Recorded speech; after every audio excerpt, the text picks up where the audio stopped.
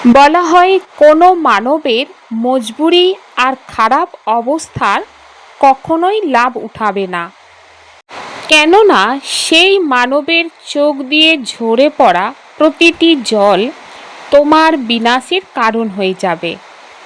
মনে রাখতে হবে, কারোর হৃদয়কে ভেঙে আশীর্বাদ চাইলেও সেটা প্রাপ্ত করা সম্ভব নয়। যে ব্যক্তি ভেতর থেকে ভেঙে গিয়ে নিস্তব্ধ হয়ে কাঁদতে থাকে, তার নিস্তব্ধ কান্না মানবের হাসতে থাকা খেলতে থাকা জীবন ভেঙে চুরমার করে দেয়। তাই অভিশপ্ত জীবন নয়, আশীর্বাদ প্রাপ্ত জীবন প্রাপ্ত করার জন্য শ্রেষ্ঠ কর্ম করতে হবে। বলা হয় অন্ধকার যতই গভীর হোক না কেন, সকাল অবশ্যই আসবে, এটাই সত্য। আজকের যে কষ্ট তোমাকে কাঁদাচ্ছে, কালকের সেটা এতখানি মজবুত বানিয়ে দেবে কি মানব তোমার উদাহরণ দেবে।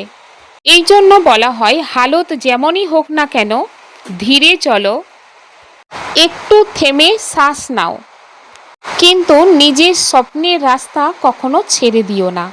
কেননা যে মানব মুশকিলের সময়ে নিজের ওপর ভরসা রাখে, সেই মানব একদিন ইতিহাস লেখে।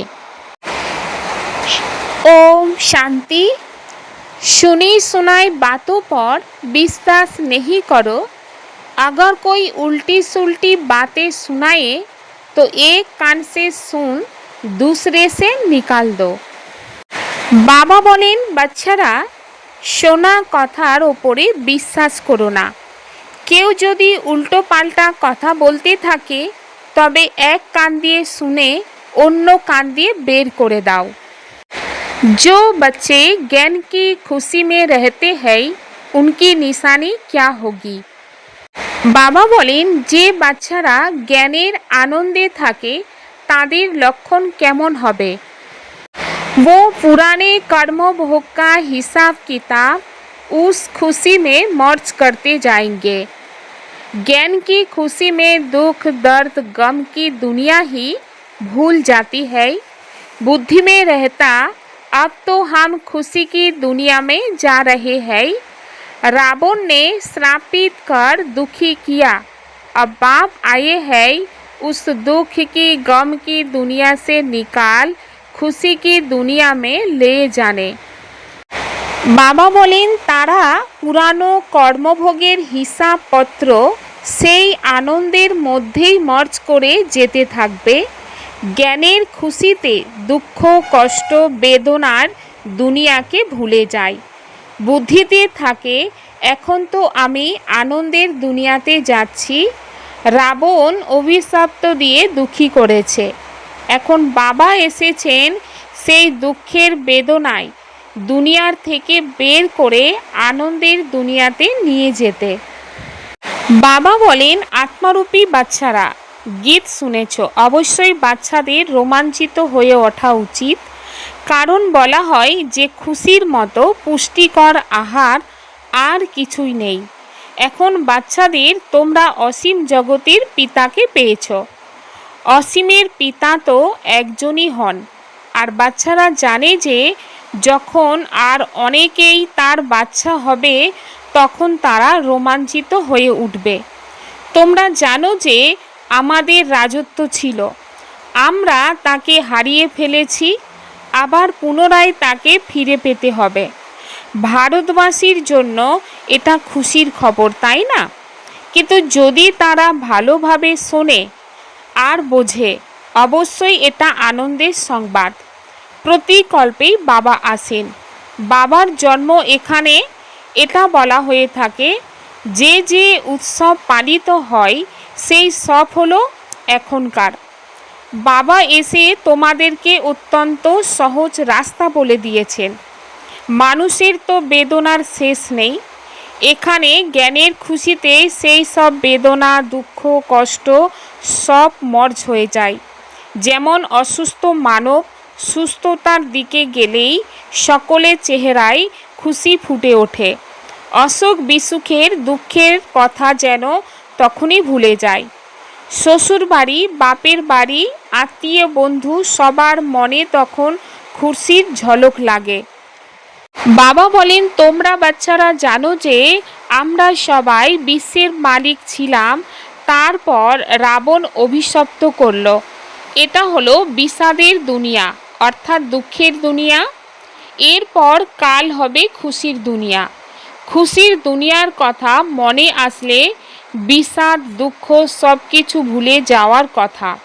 এটা হলো তমপ্রধান দুনিয়া। এখানে নানান প্রকারের কর্মভোগ, অবলাদের ওপরে কত অত্যাচার হতো, অনেক প্রকারের বিঘ্ন আসে। এই বিঘ্নের কর্মভোগের দিন আর অল্প সময়ের। বাবা ধৈর্য ধরতে বলেন, আর কিছু দিনের তো, কল্প পূর্বেই তো হয়েছিল। কর্মভোগের হিসাবপত্র মিটে যাওয়া, তো খুশি মনে এই সব মর্জ করে যেতে থাকবে। কেবল বাবা আর উত্তরাধিকারকে স্মরণ করে যেতে থাকো। উল্টো পাল্টা কোনো কাজ করো না, নইলে আরও দণ্ড পড়ে যায়, পথ ভ্রষ্ট হয়ে যায়। বাচ্চাদের কাজ হলো এক বাবাকে স্মরণ করা। বাবা বলেন, আমাকে স্মরণ যদি করো তবে বিকর্ম বিনাশ হয়ে যাবে, হিসাবপত্র মিটে যাবে। আর বাকি আছে কিছু সময়, হিসাবপত্র মিটিয়ে যেতে থাকো, কারণ তোমরা হলে अंधेर लाठी। तुम भी याद करो, दूसरों को भी रास्ता बताओ। विघ्न तो बहुत पड़ेंगे, जितना हो सके सबको ये समझाते रहो कि बाप को याद करो। अक्सर भी नामी ग्रामी है मनमना भव, अर्थात हे आत्माएं मामेकम याद करो तो तुम्हारे पास्ट के विकर्म भस्म होंगे। बाबा बोलें, তোমরা স্মরণ করো, অন্যদেরকেও রাস্তা বলে দাও। বিঘ্ন তো অনেক আসবে, যতখানি সম্ভব সবাইকে এটা বোঝাতে থাকো যে বাবাকে স্মরণ করো। শব্দ খুব প্রসিদ্ধ, মনমনা ভব, অর্থাৎ হে আত্মারা মামেকম স্মরণ করো, তাহলে তোমাদের পাস্টের বিকর্ম ভস্ম হবে। মামেকম অর্থাৎ একমাত্র আমাকে স্মরণ করো। এতে মনমরা হওয়ার তো কোনো কারণ নেই, কেবল বাবাকে স্মরণ করো, তবেই তমপ্রধান থেকে শতপ্রধান হয়ে যাবে। তোমরা জানো যে আমরা 84 চক্র পরিক্রমা করেছি, চক্র আবর্তিত করে এসেছি, আবর্তিত করতে থাকব। এটা হলো পুরানো দুনিয়া, পুরানো বস্ত্র, একে ভুলে যেতে হবে। এ হলো আত্মাদের বেহদের সন্ন্যাস, ওদের হলো সীমিত সন্ন্যাস। তারা ঘর সংসারকে ত্যাগ করে চলে যায়। তাদের ড্রামাতে পাঠ রয়েছে, তবুও এই রকম হবে। সেকেন্ডে সেকেন্ডে যেটা পাস হয়ে যাচ্ছে সেটাই হলো ড্রামা। সেই ড্রামা আবার রিপিট হবে। শাস্ত্র ইত্যাদি হলো ভক্তি মার্গের পুস্তক। ভক্তির পরে হলো জ্ঞান। এই সিরিজ চিত্রের ওপরে কাউকে বোঝানো খুব সহজ। মুখ্য যে চিত্রগুলি আছে সেগুলি তোমরা নিজেদের গৃহে রাখতে পারো। ত্রিমূর্তির চিত্র একেবারে ক্লিয়ার রয়েছে। ব্রহ্মা, বিষ্ণু, শঙ্কর আছে। সূক্ষ্ম লোকের অধিবাসী, তারপর হলেন উচ্চ থেকে উচ্চ ভগবান। তো বাচ্চারা বুঝতে পারে যে যেখানে বাবা থাকেন সেটাই হলো আমরা, অর্থাৎ আমাদের থাকার স্থান, যাকে নিবাসধাম বা নির্বাণ ধাম বলে, কিংবা শান্তিধাম বলা হয়। শান্তিধাম নামটি ঠিক, অথবা নির্বাণ ধাম বাণীর ঊর্ধ্বে সেই স্থান, সেটা শান্তিধাম হয়ে গেল। সেটা হলো শান্তিধাম। তারপর হলো সুখ আর শান্তির সম্পত্তি ধাম। তারপর হলো দুঃখ আর অশান্তি ধাম। সুখধামে তো কুবেরের কারুণের খাজানা, ধন থাকে, অগাধ সেই সম্পদ। আজ কি আছে, কাল কি হবে। আজ কলি যুগের অন্ত, কাল হবে সত্যযুগের আদি। রাত দিনের তফাৎ, তাই না? বলা হয় ব্রহ্মা আর ব্রহ্মার মুখ বংশাবলী ব্রাহ্মণদের দিন, আর তারপর হলো রাত। দিনে হলেন দেবতারা, রাতে হলো শূদ্ররা। মাঝে তোমরা হলে ব্রাহ্মণ। এই সঙ্গম যুগের বিষয়ে কারোর জানা নেই। মানুষ তো একেবারে ঘোর অন্ধকারেই রয়েছে। তাদেরকে ঝলমলে উজ্জ্বল আলোতে নিয়ে আসা তোমাদের কর্তব্য। এখন সামনে হলো সেই মহাভারতের যুদ্ধ। গাওয়া হয়ে থাকে বিনাশকালে বিপরীত বুদ্ধি বিনশন্তি, তো বিনাশকালে প্রীত বুদ্ধি বিজয়ন্তী। তোমরা বাচ্চারা জানো যে বাবা আমাদেরকে পুনরায় রাজত্ব দিয়েছেন।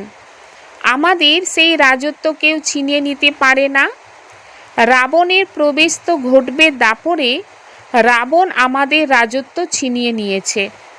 তাকে শত্রু মনে করো, কেননা শত্রুই তো কুশপুতলিকা বানিয়ে পড়ানো হয়। এ হলো অনেক পুরানো শত্রু।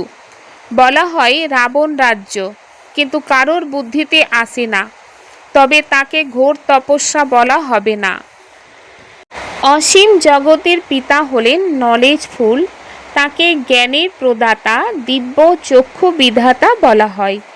এখন তোমরা বাচ্চারা জ্ঞানের তৃতীয় নেত্র পেয়েছ। আগে তো কিছুই জানতে না, এখন সব কিছুই জেনে গিয়েছ। বাবা হলেন জ্ঞানের সাগর, তাহলে অবশ্যই তিনি জ্ঞান শোনাবেন, তাই না? জ্ঞান না শোনালে সেসব কথা সিদ্ধ কিভাবে হবে? তোমরা দেখো যে বাবা জ্ঞান শোনান, যে জ্ঞানের দ্বারাই অর্ধকল্প সদ্গতি হয়ে থাকে। ভক্তিকেই অর্ধকল্প চলতে হবে। জ্ঞানের দ্বারাই সদ্গতি সঙ্গম যুগেই হয়ে থাকে। বাবা বলেন বাচ্চাদের কোনো কথা কখনোই বাবার কাছে লুকানো থাকতে পারে না। বাবা বলেন তোমাদের দ্বারাই যদি কোনো খারাপ কাজ হয়ে যায় তাহলে বাবাকে বলে দাও। বাবা জানেন কারোর দ্বারাই খারাপ কর্ম হয়ে থাকে। রাবণ রাজ্য যে মায়া চর কষিয়ে দেয়, কিন্তু বাচ্চারা লুকিয়ে যায়। বাবা বলেন যে ভুল করে থাকো সাথে সাথে বলে দিলে সমাধানের জন্য তোমাদেরকে যুক্তি বলে দেয়া যেতে পারে, নইলে বাড়তেই থাকবে। কাম হলো মহাশত্রু। বাবাকে লেখে বাবা মায়ার খুব অপোজিশন হয়। সর্বদাই তো কারোর যোগ থাকে না যে মায়ার হাত থেকে বাঁচতে পারবে। দেহ অভিমান ভীষণ আসে। এমন অনেকেই আছে যারা মায়ার থাপ্পড় খেয়ে থাকে। বাবার কাছে সব দিকে সমাচার আসতে থাকে। সংবাদপত্রগুলোতে তো উল্টো পাল্টা কত কিছু ছাপার জন্য দিয়ে দেয়। এখনকার মানব তো কত রকমের কথা বানাতে থাকে। তমপ্রধান যে না। ব্যাসদেবের যখন রজবুদ্ধি ছিল তখন বসে কত কিছু লিখে গিয়েছে। তো বাবা বাচ্চাদেরকে বসে বোঝান যে শোনা কথার ওপর কখনো বিশ্বাস করো না, বিগড়ে যেও না। অমুকে এই বলেছে, সেই বলেছে, এই করে মাথা খারাপ করে ফেলে। বোঝে না যে এটা হলো তমপ্রধান দুনিয়া। মায়া ফেলে দেওয়ার চেষ্টা করবে। কেউ যদি মিথ্যা আবোল তাবোল কথা বলে তখন এক কান দিয়ে শুনে অন্য কান দিয়ে বের করে দাও। অন্যদেরকে এই পেগাম দিতে থাকো। বাবা বলেন আমি পেগম্বার অর্থাৎ বার্তা নিয়ে আসি।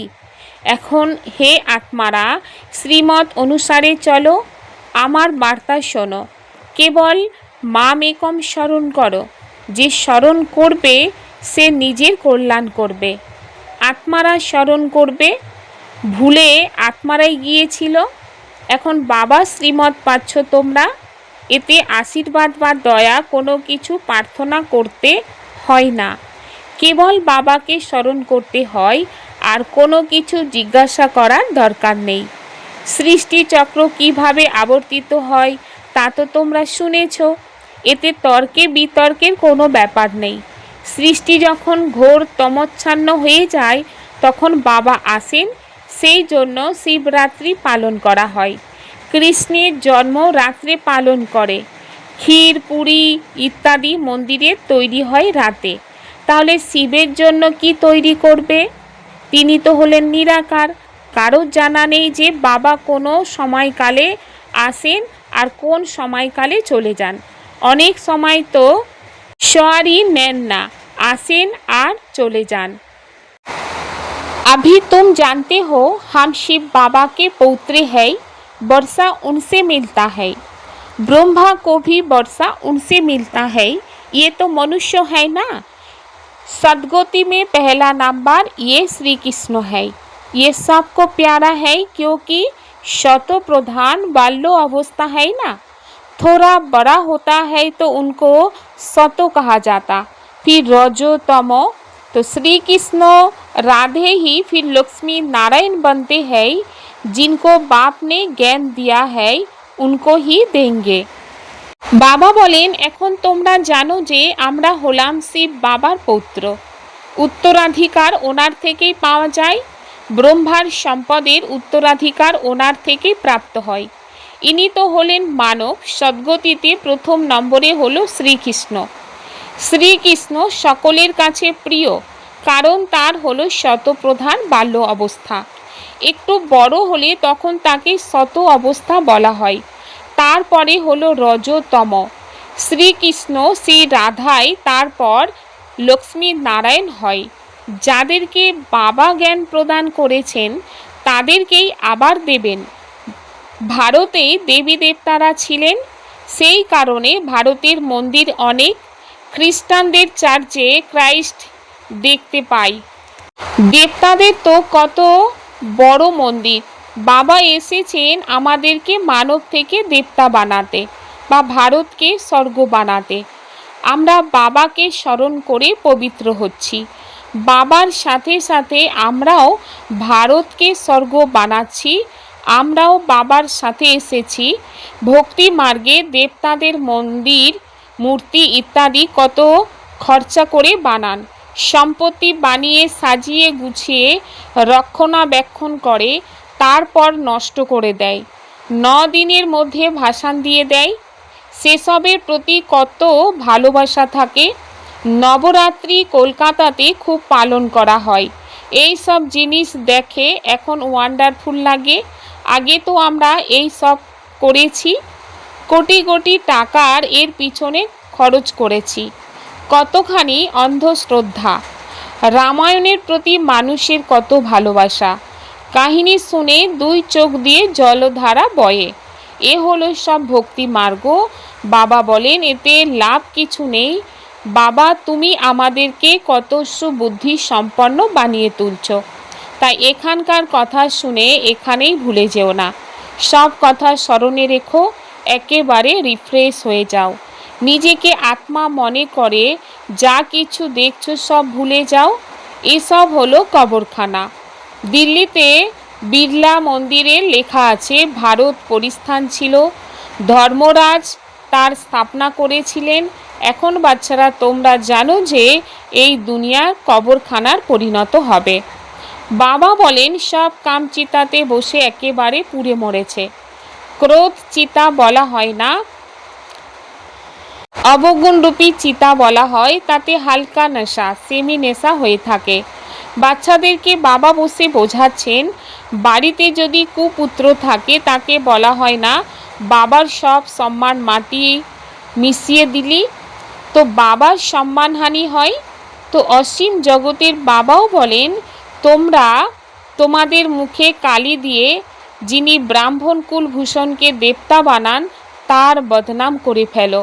তো বাচ্চারা তোমরা জানো আমরা পবিত্রতার শক্তিতেই ভারতকে পুনরায় শ্রেষ্ঠাচারী দেবতা বানাই।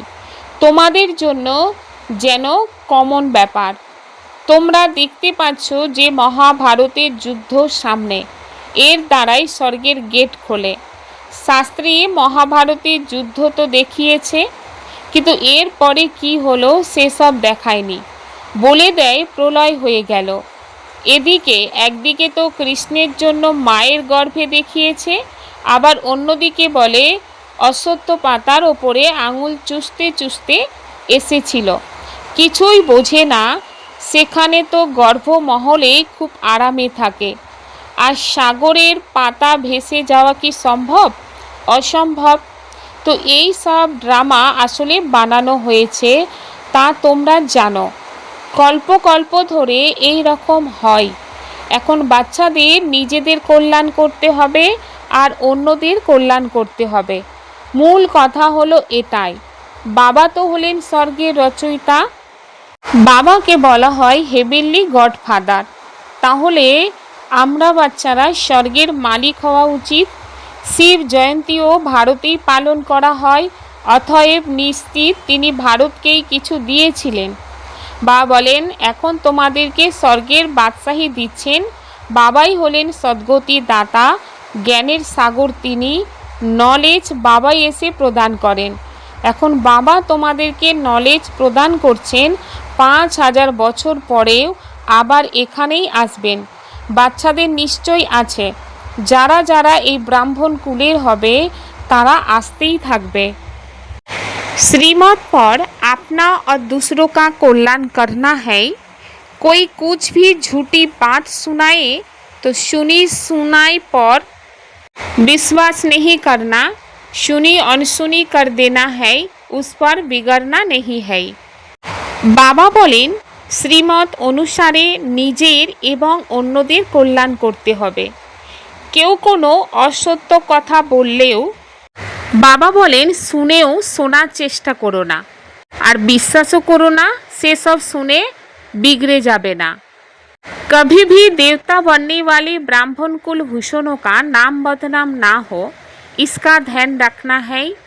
कोई उल्टा कर्म कभी नहीं करना है, पिछले हिसाब किताब चुकत करने हैं।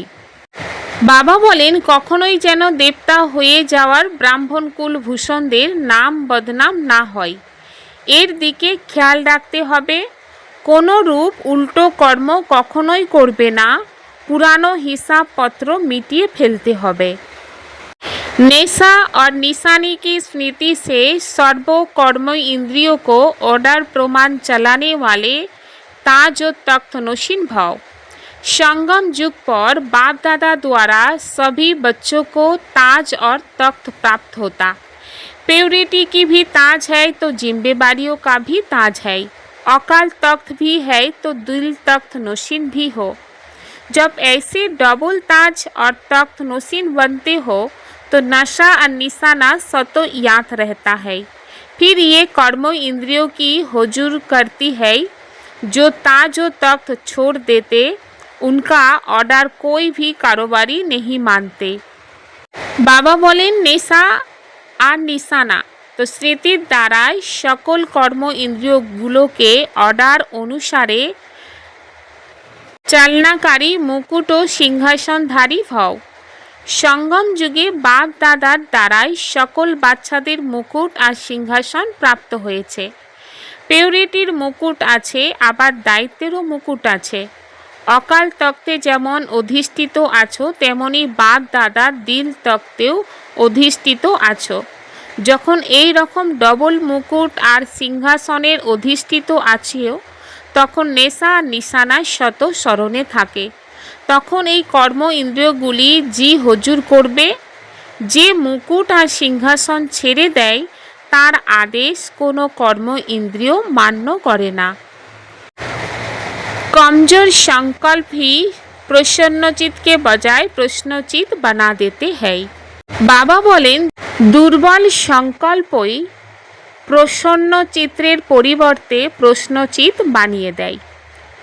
अपवित्रतार बीजकेও समाप्त करे सम्पूर्ण स्वच्छ पवित्र होते हबे। ईश्वरीय सेवार सबथेके बड़ पुण्येर काज हलो पवित्रता दान करा। पवित्र हवा और पवित्र बानानोई हलो पुण्य आत्मा हवा। केनना कोनो आत्माकेई आत्मघात महापाप थेके मुक्त करेछो। अपवित्रता हलो आत्मघात, पवित्रता हलो जीवन दान। ओम शांति।